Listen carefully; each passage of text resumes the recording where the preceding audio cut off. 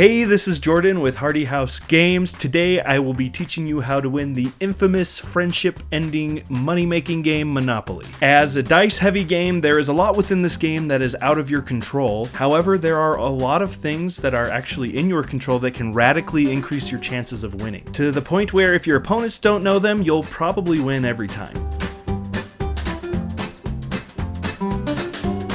Now, before I get into this video, I should note that I did a lot of research on strategies, looking at sources like blogs, interviews with Monopoly champions, and even watching strategy videos like this one. You can find a list of links, I guess you could call it like my bibliography, in the description. So when analyzing games with a heavy dose of chance, I like to categorize elements into things that are out of your control and things that are in your control. A lot of people get frustrated with Monopoly because of all the things that feel like they're out of your control. Don't let those get to you. Just understand what you can control and capitalize on those things. So in Monopoly, you can't control what you roll, but you can understand probabilities and what they mean for where you and your opponents are likely to land on the board. You can also choose if you're going to buy or auction a property when you land on it while it's vacant. You can't control when you go to jail, but you can control how long you stay there. You can't control when you land on an opponent's property, but you can control how much money you keep saved up. And then of course, when you will strategically spend that money on things like houses. You can't control those frustrating moments in Monopoly, but you can,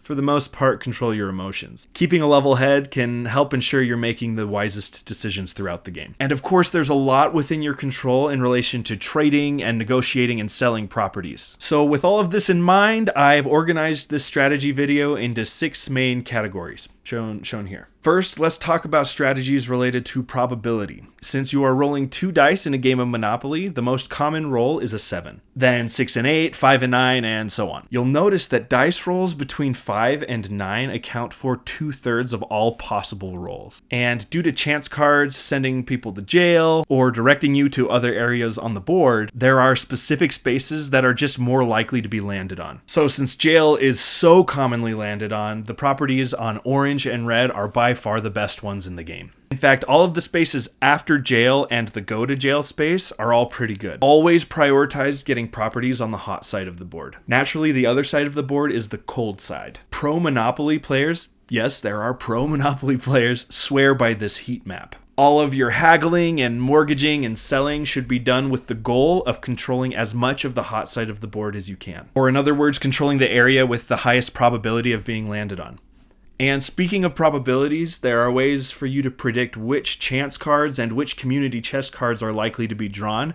If you just keep track of which ones are in the deck, memorize which ones have been played and which ones are left. Knowing what's coming can help you predict strategic plays. By the way, did you know we, Hardy House Games, are creating a board game of our own? It's an engine-building property game with a secret identity element mixed in. You can sign up for our newsletter using the link in the description or right here on the screen, and we'll give you updates on this project and others. Okay, next let's talk about what to buy. A simple rule of thumb, especially in the beginning of the game, is to just buy everything you land on. Except utilities, those things are kind of trash. You don't really need to prioritize buying those. Railroads are also not super great unless you have all 4, and commonly your opponents aren't going to let you get all 4. They're okay to buy, but they're not as strong as properties. So properties, you should just buy every single one you land on if you can. In fact, sometimes it's a good idea to buy properties even if you plan on mortgaging them in the future. That way you at least have control of that property. You prevent your opponents from getting them, and it could give you bargaining power in the future. Now on that note, you don't always need to just buy the property at face value right when you land on it. You could consider auctioning it, especially since you'll still be able to bid on it. So in this light, you'll need to be strategic with how you auction things off. On the one hand, you could get a property for a lot cheaper than the face value. On the other, you could drive the price up a lot. And this could be a strategically wise decision. You might intentionally auction a property that you know your opponents want to get and force them to buy it at a really high price. Remember, this game is all about kind of bullying your opponents until they don't have enough money to pay you rent. And sometimes I've seen games in which you've auctioned a property so high that their wallet is so low it knocks them out the next time they land on something expensive. Okay, another aspect of Monopoly is how much time you spend in jail. In the early phases of Monopoly, you want to get out of jail as fast as you can so that you can spend more time landing on those vacant properties and buying them. But later in the game, when most of the properties or all of them are already owned, it's dangerous to be moving around the board, so jail can actually be a good thing for you.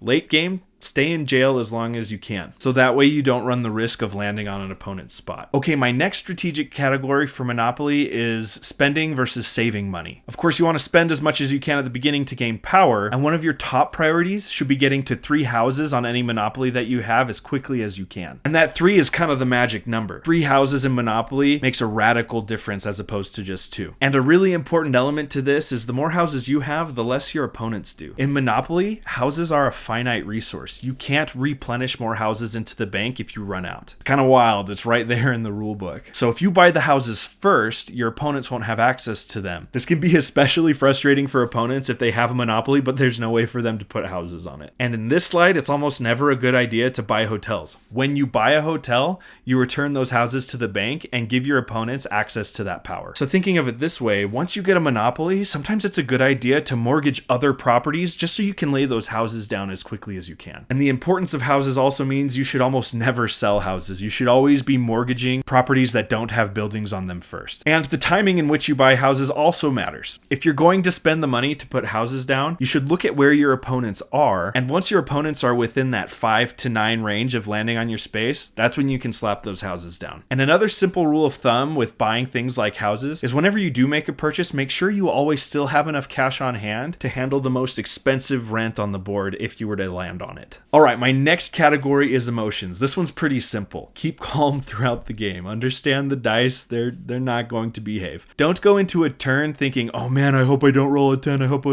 I don't know, the power of suggestion. Just don't sit there thinking about it. Just roll the dice and just go with whatever you get. Keeping your cool will help you logically reason through decisions through the rest of the game. And you'll avoid making bad decisions in frustration or anger. Okay, finally, let's look at social strategies. It's very unlikely that you would get a Monopoly without buying or trading properties. With this in mind, it's important to be likable so that people are more likely to negotiate with you. Sometimes it can be advantageous to intentionally not charge rent. The rulebook states you can do this, and being nice can kind of help you form alliances. And speaking of collecting rent, the rulebook states that the owner may not collect rent if he or she fails to ask for it before the second player throws the dice. This doesn't say if the owner forgets, it says if they fail to ask. So here's a shady strategy for you. Try distracting people when it's your turn. Get them talking about something other than asking for rent. All you need to do is finish your turn and get the next player to roll the dice, and you're safe. Is it honorable? Not really. Blame Hasbro for making this intentional loophole in the rulebook.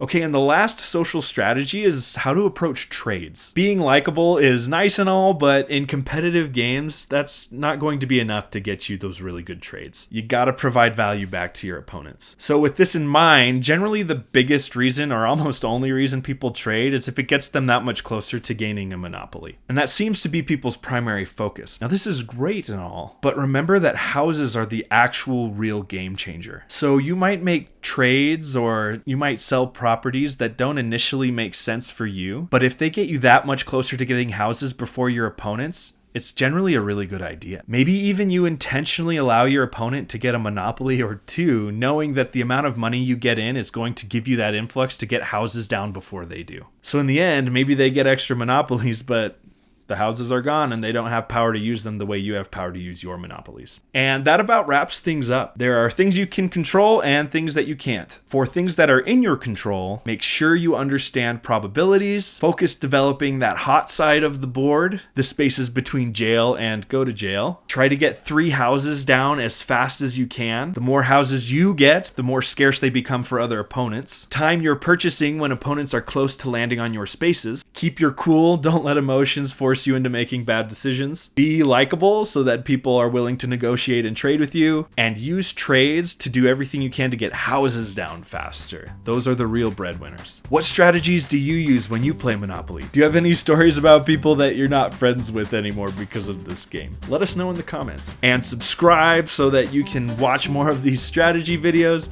and make everybody hate you.